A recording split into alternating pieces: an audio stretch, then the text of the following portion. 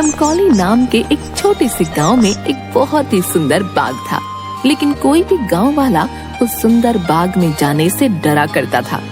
उनका मानना था कि अक्सर बाग के उस पार वाली गुफा के अंदर से किसी जिन्न की आवाजें आती हैं, जो आते जाते लोगों को आवाजें देता है, जिससे गांव वाले बहुत डरा करते थे। एक दिन गांव के दो युवक खेत पर आपस में बात करते हुए, अरे भाई, कल मैं उस बाग की तरफ गया था, वहाँ फिर से उस जिन की वही डरावनी आवाजें आ रही थी। अरे क्यों भाई, क्या करने गए थे तुम वहाँ? क्या तुम्हें पता नहीं बाग के पास वाली गुफा में जिन रहता है? अगर वो तुम्हें कहीं कुछ कर देता तो आइंदा फिर उस बाग की तरफ मत जाना। तभी वो वहाँ से बात करते हुए खेत से चले जाते हैं। अगले दिन गांव का एक लड़का रांझा, यार, इस गुफा में से आवाजें कौन देता होगा? मुझे इसके पीछे जरूर कोई राज नजर आता है। रांझा भैया, जो भी हो, लेकिन गलती से भी उस गुफा के अंदर मत जाना।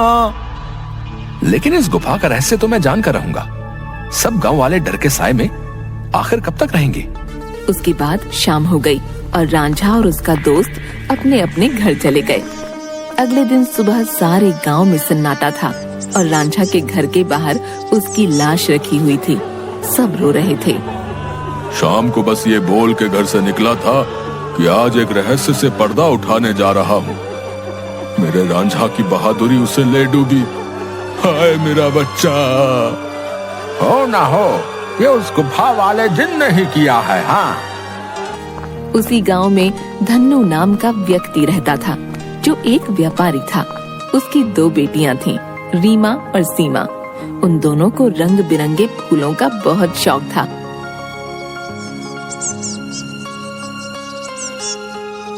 बहुत दिन हो गए हैं, चलो आज हम गांव के बाग में चलते हैं। न जाने क्यों हमें बाबूजी उस बाग में जाने से मना करते हैं। इस पूरे गांव में एक वही जगह है जहाँ कितने सुंदर सुंदर फूल होते हैं। हाँ सीमा, वो बाग सच में बहुत सुंदर है। उस बाग में बहुत सुंदर सुंदर फूल होते हैं, लेकिन बाबूजी हमें जाने नहीं देते। वो कहते हैं गांव के बाग के उस पार एक गुफा है जो बहुत ही भयानक है, हमारा जाना वहाँ सही नहीं होगा। लेकिन गांव की रांझा भाई की मौत के बाद तो गुफा और ज्यादा डरावनी लगने लगी है। अरे रीमा, ये सब झूठी बातें हैं, मुझे नहीं लगता वहाँ ऐसा कुछ है। और वैसे भी गांव वालों ने उस जिन्न को देखा नहीं, बस उसकी आवाज ही सुनी है। अगर सच में वहाँ कोई जिन्न होता तो क्या गांव वालों के सामने नहीं आता? हाँ, बोल तो सही रही हो सीमा, मुझे भी लगता है कि वहाँ कुछ नहीं है। चलो ठीक है, हम दोनों कल ही बाग में जाएंगे और हो सके तो क्या पता रांझा भाई की मौत का राज भी पता चल जाए। हाँ, कुछ नहीं है, वहाँ हम दोनों सुबह चलेंगे, तब तुम खुद ही देख लेना। लेकिन बाबूजी हमें नहीं जाने देंगे सीमा। कल बाबूजी सुबह किसी काम से शहर जाएंगे, उनके जाते ही हम दोनों बाग में जाएंगे। रीमा अपना सिर हिलाती हुई ठीक है।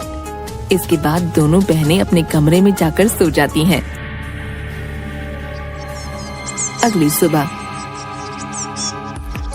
देखो मेरी प्यारी बेटियों, मैं किसी काम से शहर जा रहा हूँ। तुम दोनों अपना ख्याल रखना और उस बाग में फूल तोड़ने मत जाना।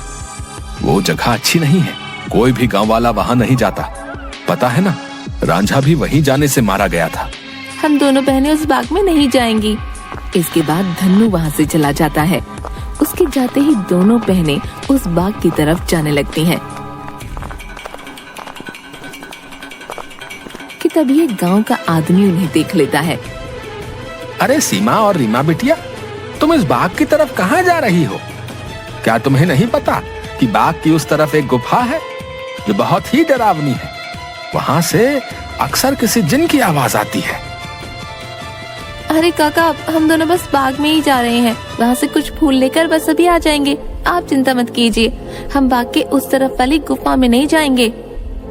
चलो ठीक है बेटिया, लेकिन तुम दोनों शाम होने से पहले आ जाना। अच्छा, अब मैं चलता हूँ। इसके बाद वो आदमी वहाँ से चला जाता है।